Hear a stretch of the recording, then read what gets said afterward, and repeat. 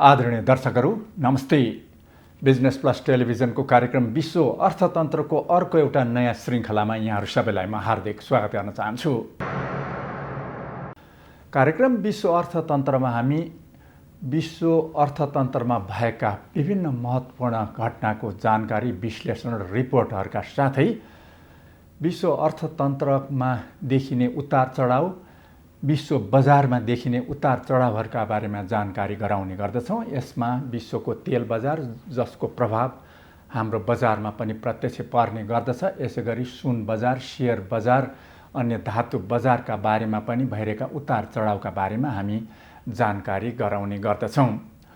दर्शकहरू, पछिल्लो समयमा विश्वमा तेलको मूल्यमा निकै वृद्धि हुँदै गइरहेको छ र तेलको मूल्य यो हप्ता बढेर $65 पनि पुगेको थियो, तर त्यसमा केही अहिले गिरावट आएको देखिएको छ।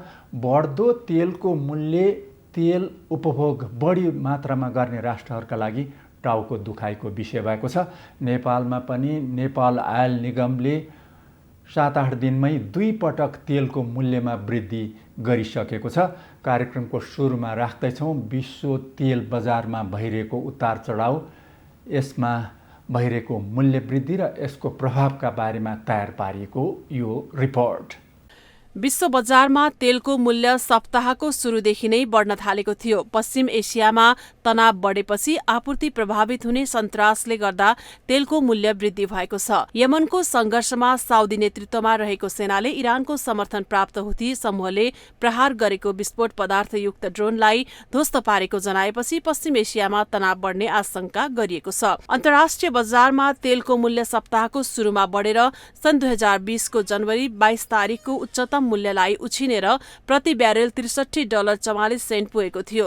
पछि यसमा सामान्य कमी आएर $63.09 मा कारोबार भएको थियो। तर सप्ताहको अन्त्यतिर फेरि मूल्य बढेर प्रति ब्यारेल $65 माथि पुगेको थियो। अमेरिकी तेल वेस्ट टेक्सास इन्टरमिडिएटमा पनि मूल्य बढेर $60 पुगेको थियो। तेलको मूल्यको विश्लेषण गर्ने फुजितोमो कम्पनीका प्रमुख वस्तु बजार विश्लेषक काजुहिको साइतोले पश्चिम एसियामा तनावको आशंकाका साथै संयुक्त राज्य अमेरिकाले ल्याउन लागेको राहत कार्यक्रम र लकडाउन खुकुलो बनाउने नीतिका कारणबाट पनि विश्व अर्थतन्त्रले गति लिने र तेलको माग बढ्ने अनुमानका साथ मूल्य बढेको बताउनु भएको छ। अमेरिकी राष्ट्रपति जो बाइडेन $1900 अर्ब को आफ्नो राहतको योजनामा रिपब्लिकन पार्टीका स्थानीय समूहहरूको समर्थन जुटाउन सफल हुनु भएपछि यो योजना कार्यान्वयनमा आउने सम्भावना बढेका कारण पनि मूल्यमा वृद्धि भएको अनुमान छ।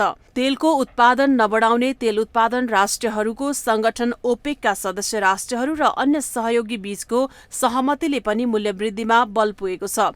तेलको मूल्य वृद्धिसँगै ओपेक र सहयोगी राष्ट्रहरू उत्पादन बढाउने वा अमेरिकी तेल उत्पादन सेल कम्पनीलाई बजारको अंश छाड्ने भन्ने दुविधामा परेका छन्। कोरोनाको महामारी उच्च रहेको बेलामा गत अप्रिल महिनामा प्रति ब्यारेल $20 भन्दा तल रहेको तेलको मूल्य गत नोभेम्बर महिनामा कोरोना खोप पत्ता लागेको घोषणा भएपछि पनि $40 भन्दा तल नै रहेको थियो। अहिले पनि ओपेकले तेलको उत्पादन सीमित गरेको अवस्थामा बढ्दो मूल्यको फाइदा लिन अमेरिकी उत्पादकहरू सक्रिय भएका छन्।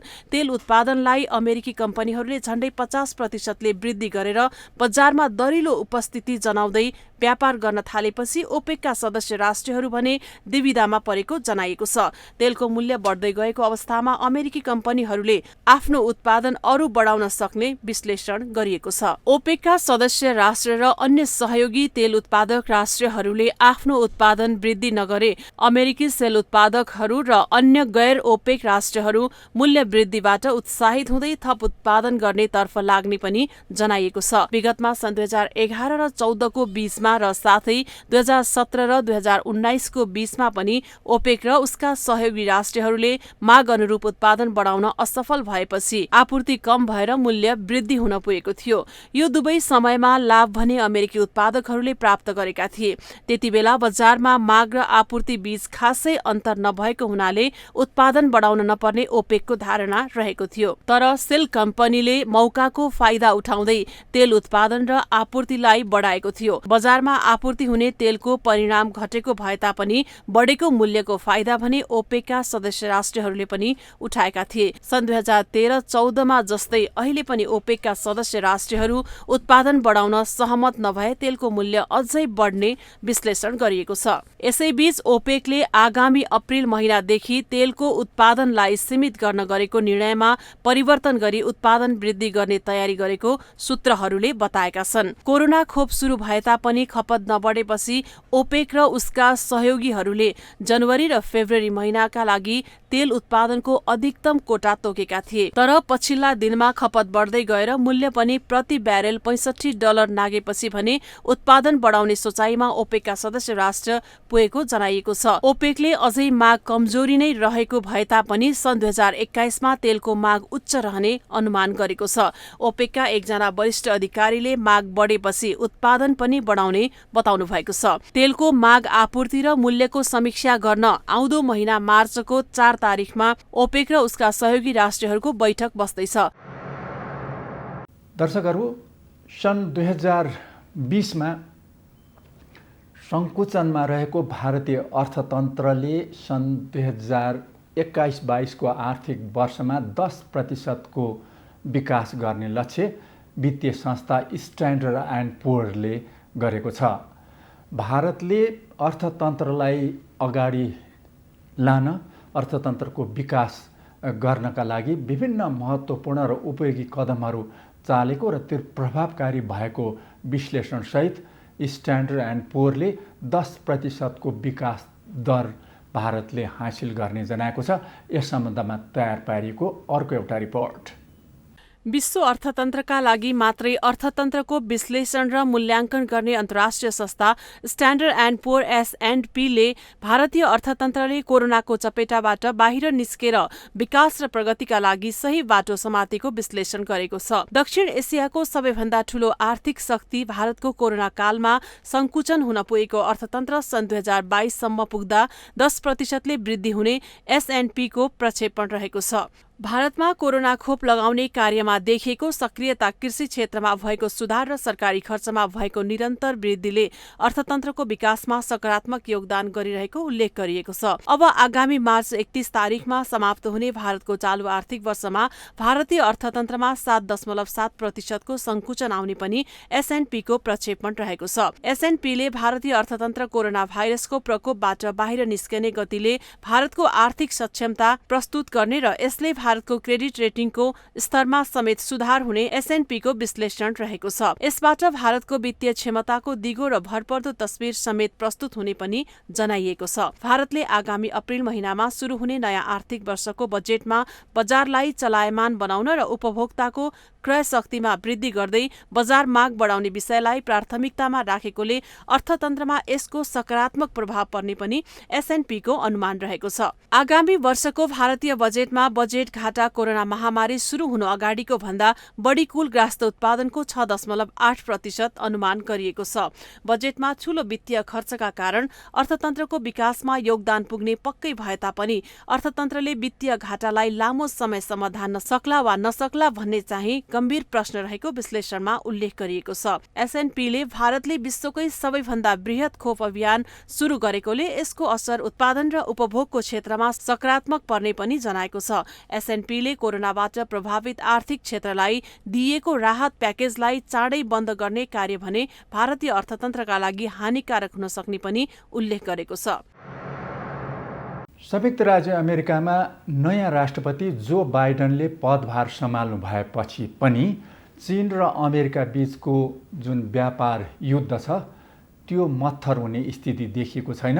बाइडन प्रशासनका वरिष्ठ अधिकारीहरूले चीनसँगको जुन व्यापार छ, चीनिया सामग्रीहरूमा जुन प्रतिबन्ध लगाइँदै आएको छ त्यसलाई हाल कायम राख्ने बताएका छन् र विश्व अर्थतन्त्रमा, विश्व व्यापारमा अवरोधका घटनाहरू अहिले भइरहेका छन् र संरक्षणवादको उदय भएको पनि देखिएको छ। यस सम्बन्धमा चीन र अमेरिका बीचको व्यापारिक तनावका बारेमा तयार पारिएको यो एउटा रिपोर्ट। अमेरिकी राष्ट्रपति जो बाइडेनले अमेरिकाले आफ्नो पूर्वाधारको विकासलाई प्राथमिकता नदिए चीनले अमेरिकाको खाना खाइदिने चेतावनी दिनुभएको छ। अमेरिकी सिनेटका सदस्यहरूलाई सम्बोधन गर्दै राष्ट्रपति बाइडेनले अमेरिकाको पूर्वाधारको विकास गर्नु अत्यन्त जरुरी भएको बताउनुभयो। चीनिया राष्ट्रपति सी जिनपिङसँग टेलिफोन वार्ता गरेको एक दिनपछि सिनेटहरूको भेलालाई सम्बोधन गर्दै राष्ट्रपति बाइडेनले यस्तो धारणा राख्नु भएको हो। अमेरिकी राष्ट्रपतिले चीनिया राष्ट्रपतिसँग गर्नुभएको कुराकानीमा मानव अधिकारको विषयमा चीनिया राष्ट्रपतिको धारणा सकारात्मक नआएको र राष्ट्रपति सीले कुनै पनि बहानामा चीन र अमेरिका बीचको सम्बन्धमा तनाव देखिए दुवै पक्षलाई ठूलो हानि हुने बताउनु भएको जानकारी दिनुभएको थियो। राष्ट्रपति बाइडेनले अमेरिकी सिनेटका वातावरण र सार्वजनिक निर्माण समितिका सदस्यहरूसँगको बैठकपछि पूर्वाधारको निर्माणको विषयलाई उच्च प्राथमिकता दिनुपर्नेमा जोड दिनुभएको हो। राष्ट्रपति बाइडेनले चीनले यातायात, वातावरण संरक्षण र अन्य क्षेत्रमा अर्बौं डलर लगानी गरिरहेको र अमेरिकाले यसमा व्यवस्था गर्ने हो भने अमेरिकी जनता भोक्कै पर्ने दिन आउन सक्ने सिनेटहरूलाई बताउनुभयो। राष्ट्रपतीय निर्वाचनको क्रममा राष्ट्रपति बाइडेनले 4 वर्षमा रोजगारी सृजना र स्वच्छ ऊर्जाको विकासका लागि 2000 अर्ब डलर खर्च गर्ने बताउनु भएको थियो। अमेरिकी सिभिल इन्जिनियरहरूको समाजले सन् 2025 सम्म अमेरिकाको पूर्वाधारको विकासका लागि 2000 अर्ब डलरको लगानी आवश्यक रहेको र त्यसो हुन नसकेमा पूर्वाधारको अभावमा हुने क्षति 4000 अर्ब डलरसम्मको हुन सक्ने चेतावनी दिएका छन्। विश्व आर्थिक मञ्चले सन् 2019मा जारी गरेको प्रतिस्पर्धा प्रतिवेदनमा पूर्वाधारमा अमेरिकाको स्थान 13औंमा पुगेको उल्लेख गरेको छ। सन् 2002मा अमेरिका पूर्वाधारको स्थिति र स्तरमा 5औं स्थानमा थियो। पूर्वाधारको विकासमा चीन र अमेरिका बीच ठूलो प्रतिस्पर्धा रहेको भए तापनि चीनले पूर्वाधारको विकासलाई प्राथमिकतामा राखेर भारी रकम खर्च गरिरहेको छ। चीनले द्रुत गतिमा चल्ने रेल सेवाको विस्तार, आवासीय भवनहरूको निर्माण, विद्युत प्रसारण ग्रिडको विकास र मोबाइल नेटवर्कका लागि भारी रकम लगानी गरिरहेको अमेरिकाको ठम्माइरहेको छ। राष्ट्रपति बाइडेनले रेल सेवामा चीनले नयाँ नयाँ प्रविधिको प्रयोग गर्दै द्रुत विकास गरेको र 225 माइल प्रति घण्टाका दरमा गुड्ने रेलको विकास उनीहरूले गरिसकेको पनि उल्लेख गर्नुभयो। राष्ट्रपति बाइडेनले चीनिया राष्ट्रपति सी जिनपिङसँगको कुराकानीमा बेल्जिङले अपनाइरहेको असमान व्यापार नीतिमा अमेरिकाको असहमति रहेको बताउनु भएको थियो। सन् 2021मा पनि विश्व व्यापारको क्षेत्रमा देखिएका तनाव र अवरोधहरू कायम रहने स्थिति देखिएको छ।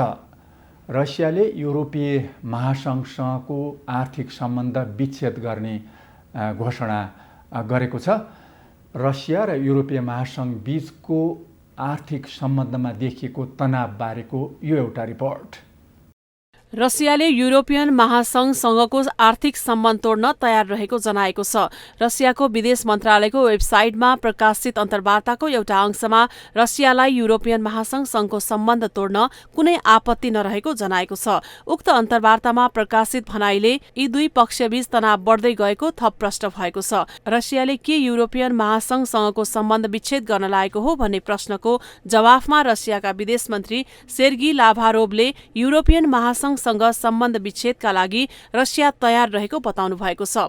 युरोपियन महासंघले केही वस्तु र संवेदनशील प्रविधिको निर्यातमा लगाएको नाकाबन्दी रसियाको अर्थतन्त्रका लागि घातक भएको पनि रसियाका विदेश मन्त्रीलाई उद्धृत गर्दै रोयटर्सले जनाएको छ। रसियाका विदेश मन्त्रीले रसिया विश्व समुदायबाट अलग भएर एक्लै बस्न चाहेको नभए तापनि यसका लागि पनि तयार रहनुपर्ने बाध्यता सिर्जना भएको उल्लेख गर्दै शान्ति चाहनेले युद्धका लागि समेत तयार रहनुपर्ने बताउनुभयो। युरोपियन महासंघको सबैभन्दा ठूलो आर्थिक शक्ति जर्मनीमा रसियासँगको आर्थिक सम्बन्धको पुनरावलोकन गर्नुपर्ने समय आएको विश्लेषण गरिएको छ। रसिया र युरोपियन महासंघको सम्बन्धको स्तर केही समय अगाडि महासंघका विदेश नीति प्रमुख जोसेफ बोरेलले गर्नुभएको मस्को भ्रमणको बेलामा उहाँप्रति देखाएको उदासीनता र बेवास्ताको घटनापछि निकै तल झरेको छ। रुसी राष्ट्रपति पुटिनका कटु आलोचक एलेक्सी नाभाल्नीलाई पक्राउ गरेको घटनाको विरोध गर्न मस्को जानुभएका युरोपियन महासंघका विदेश नीति प्रमुख जोसेफ बोरेलले मस्कोमा आयोजित पत्रकार सम्मेलनमा रुसी विदेश मन्त्री लाभारोभले युरोपियन महासंघ विश्वसनीय सहयोगी नभएको आरोप लगाउनु भएको र त्यसको बोरेलले जवाफ दिन नसक्नु भएको भन्दै उहाँको युरोपियन राष्ट्रहरूले आलोचना गरेका थिए। बोरेल मस्कोमा रहेको अवस्थामा रसियाले नाभाल्नीको समर्थनमा निस्केको विरोध जुलुसमा सहभागी भएको भन्दै 3 जना युरोपियन कूटनीतिज्ञलाई निष्कासन समेत गरेको थियो। आफ्नो युरोप भ्रमणको समाप्तिपछि युरोपियन महासंघका विदेश नीति प्रमुख बोरेलले रसिया युरोपियन महासंघसँग उपलब्धिमूलक वार्ताको अवसरको सदुपयोग गर्ने पक्षमा नरहेको प्रश्न भएको बताउनुभयो। उहाँले युरोपियन महासंघले रसिया विरुद्ध नयाँ नाकाबन्दी लगाउनु पर्ने धारणा पनि राख्नु भएको छ। नाकाबन्दीको निर्णय भने सदस्य राष्ट्रका सरकारले गर्नुपर्नेछ। विश्व व्यापार संगठनमा नयाँ महानिर्देशकले 2 हप्तामा आफ्नो पदभार ग्रहण गर्ने तयारी गरिराख्नु भएको छ।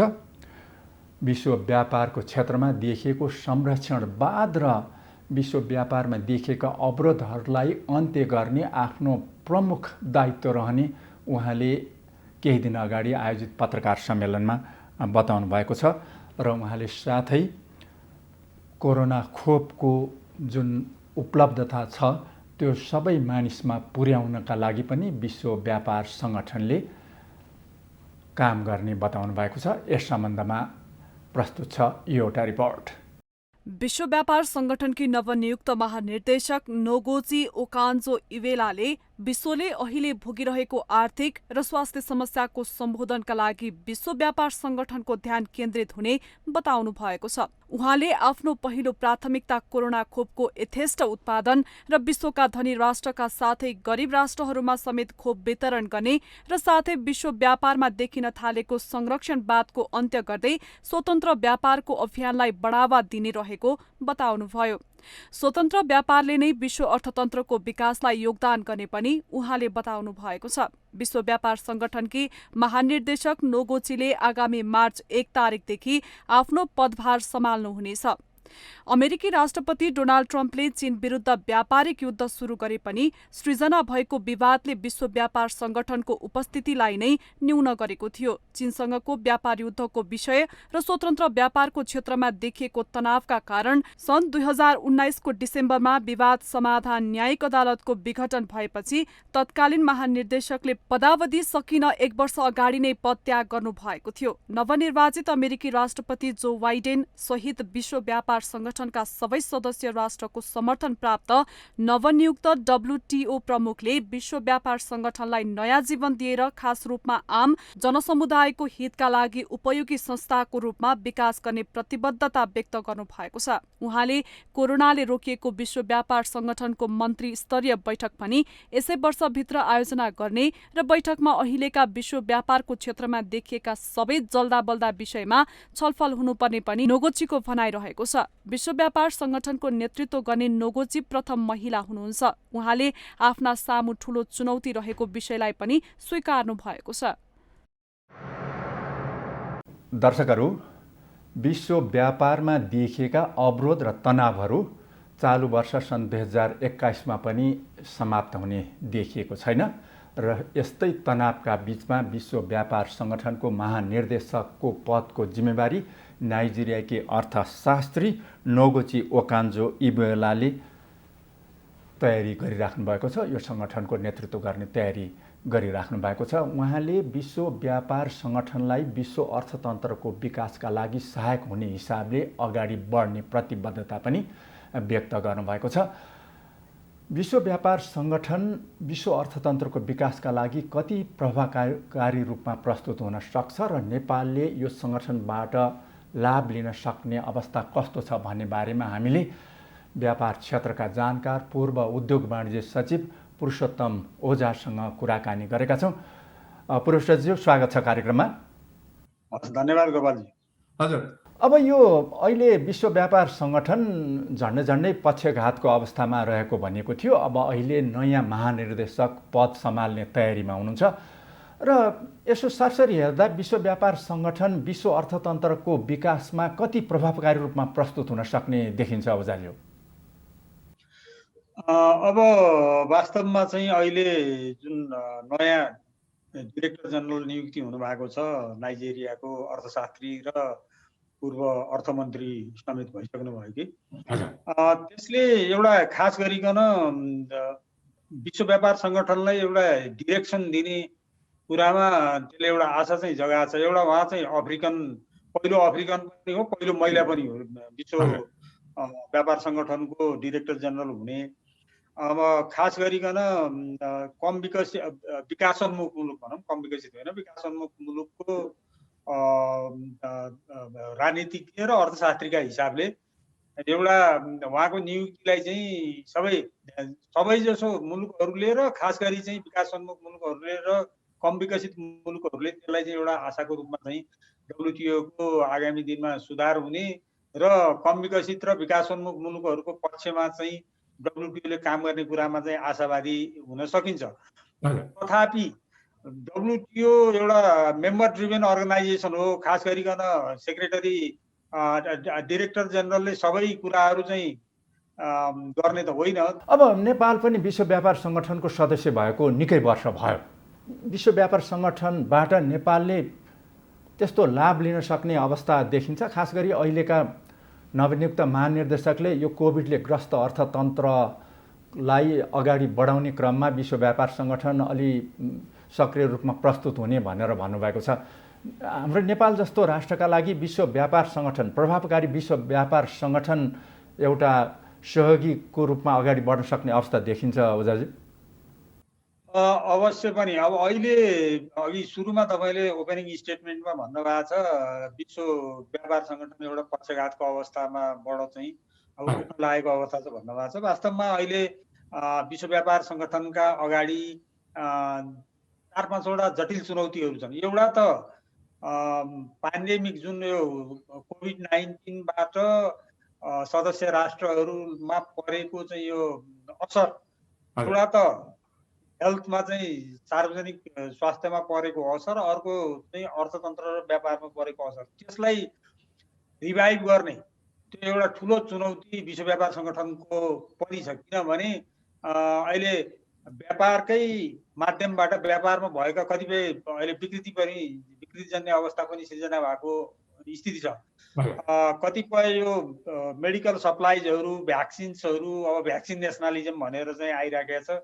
आफ्नो मुलुकको सबैलाई चाहिँ भ्याक्सिन दिने र अरू मुलुकको त्यसको कारणले गर्दाखेरिमा एक्सपोर्टमा रेस्ट्रिक्सन लाउने अथवा एक्सपोर्टलाई रेस्ट्रिक्ट गर्ने, ट्रेडलाई रेस्ट्रिक्ट गर्ने पनि यदाकता चाहिँ जुन अवस्था देखिएको छ, त्यसलाई डब्लुटिओ एउटा सबैको साझा सङ्गठन भएको नाताले त्यो कुराहरूलाई चाहिँ निरुत्साहित गर्ने र ट्रेडलाई मेडिकल सप्लाइज, मेडिकल इक्विपमेन्ट र चाहिँ भ्याक्सिन्सको सप्लाइजलाई चाहिँ रेस्ट्रिक्सन नगर्ने किसिमले चाहिँ मेम्बर कन्ट्रिजहरूलाई चाहिँ कन्भिन्स गर्नुपर्ने, छलफल गर्नुपर्ने एउटा चाहिँ ठुलो जिम्मेवारी, दायित्व त्यहाँनिर छ भने अर्कोतिर अहिले खास गरिकन कोभिडको कारणले गर्दा अर्थतन्त्रमा भएको गिरावट र आयात निर्यातमा भएको गिरावट र मुलुकहरूले प्रोटेक्सनिस्ट एप्रोच लिएको कारणले गर्दाखेरिमा विश्व व्यापारमा आएको सङ्कुचनलाई चाहिँ त्यो अवस्थालाई सामना गर्नको लागि पनि सदस्य राष्ट्रहरूको बिचमा सहमति, ऐक्यबद्धता र छलफल हुनु जरुरी छ।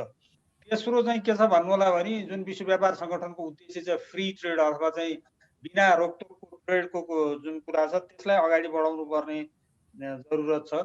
त्यस्तै गरिकन चौथोमा मलाई के लाग्छ भन्नु होला भने अब विश्व व्यापार सङ्गठनको यो डाक्टर ओकोन्जोले पनि भन्नुभएको छ Joel in the crown of the global trade भनेर डिस्प्युट सेटलमेन्ट बडी अथवा डिस्प्युट सेटलमेन्ट मेकानिजम जुन छ विश्व व्यापार सङ्गठनको त्यो अहिले प्यारालाइज भइराखेको अवस्था छ। त्यसैले अब अहिले हुन त अमेरिकामा चाहिँ एडमिनिस्ट्रेसनको चेन्ज परिवर्तन भइसकेपछि अहिले विश्व व्यापार सङ्गठनको पक्षमा लहर आएको छ। किनभने ट्रम्प एडमिनिस्ट्रेसनले चाहिँ विश्व व्यापार सङ्गठनलाई एक किसिमको प्यारालाइज गरेको अवस्था थियो र डिस्प्युट सेटलमेन्ट बडीमा, अपिलाट बडीमा चाहिँ जुन हुनुपर्ने न्यायाधीशहरू चाहिँ सदस्यहरूको सङ्ख्या त्यसमा चाहिँ कमी भएर आएर त्यसले काम गर्नै नसक्ने अवस्थामा भएको थियो। अब अहिले त्यसलाई चाहिँ रिभाइभ गर्नुपर्ने एकदम चाहिँ ठुलो चुनौती त्यहाँनिर छ भन्ने मलाई लाग्छ।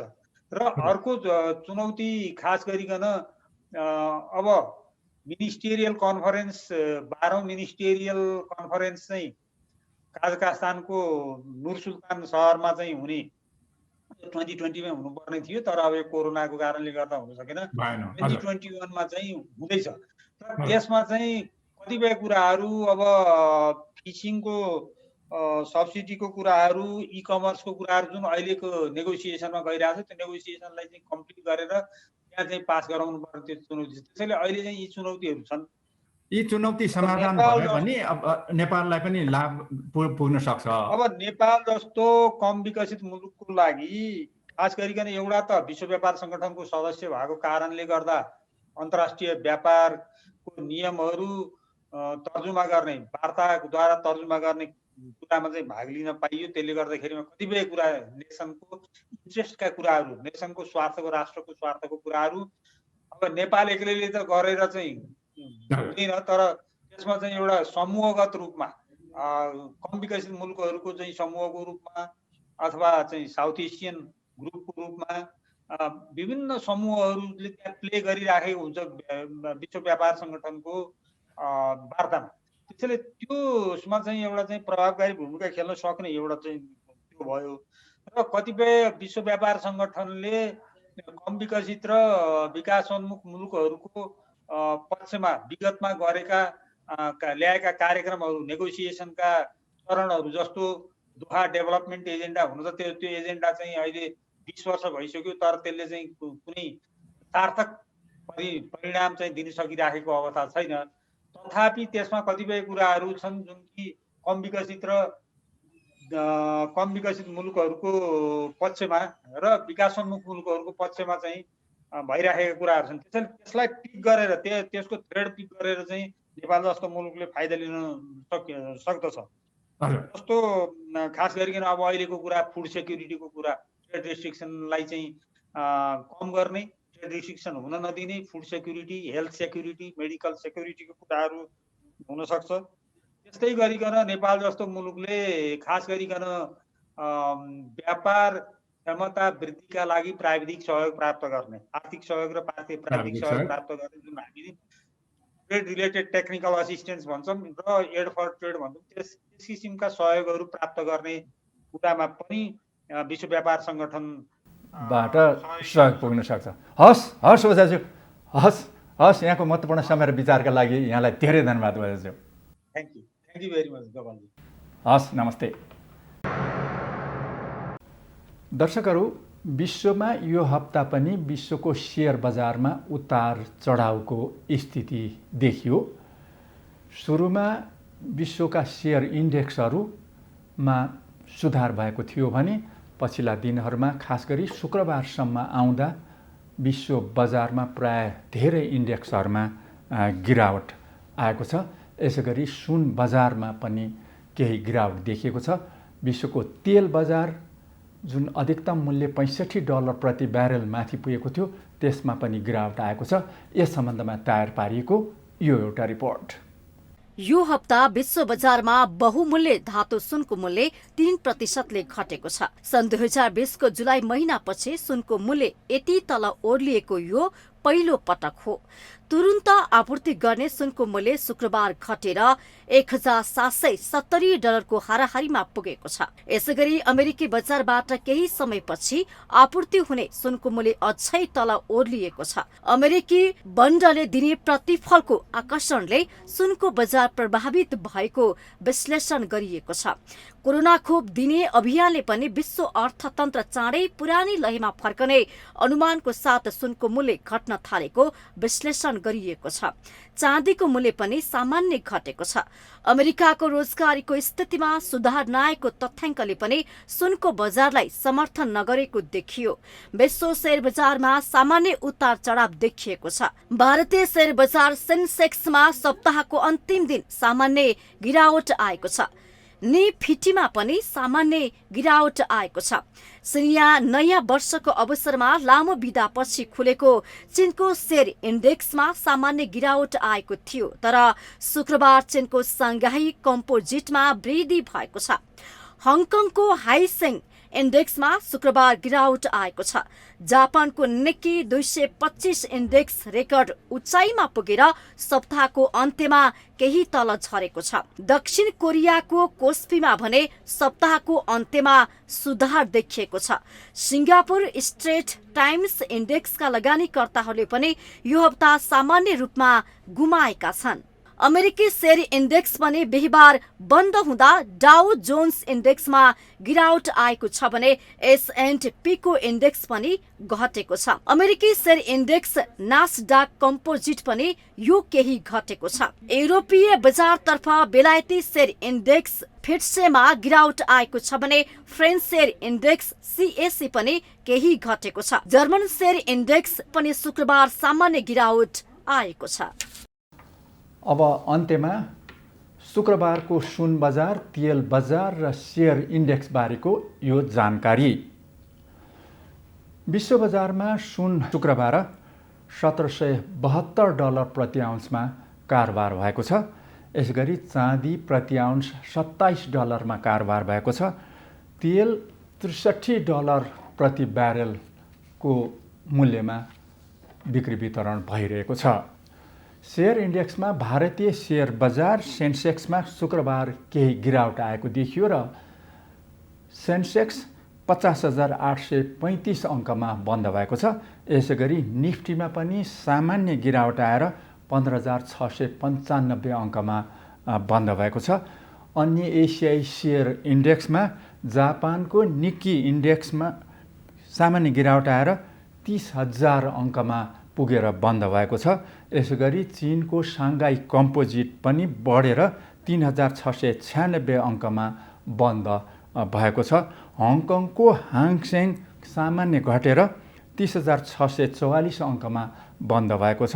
कोरियाको कोस्पी इन्डेक्स सामान्य बढेर 3,107 अङ्कमा बन्द भएको छ।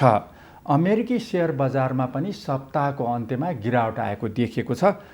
डाउ जोन्स सामान्य रूपमा घटेर 31,493 अङ्कमा पुगेको छ भने S&P पनि केही घटेर 3,913 अङ्कमा पुगेको छ। नास्डाक घटेर 13,865 अङ्कमा पुगेको छ। युरोपीय शेयर बजारमा जर्मन डाक्समा सामान्य वृद्धि भएर 13,900 अङ्कमा पुगेको छ। यसैगरी बेलायतको फिट्से इन्डेक्स केही घटेर 6,605 अङ्कमा पुगेको छ भने फ्रेन्च CAC बढेर 5,740 अङ्कमा पुगेको छ। हस् त आदरणीय दर्शकहरू, आजको हाम्रो प्रस्तुति विश्व अर्थतन्त्र यहीँ नै सकिन्छ। अर्को हप्ता अन्य जानकारी विश्लेषणहरू लिएर उपस्थित हुनेछौँ। आजको कार्यक्रमबाट हामीहरूलाई बिदा दिनुहोस्। नमस्ते।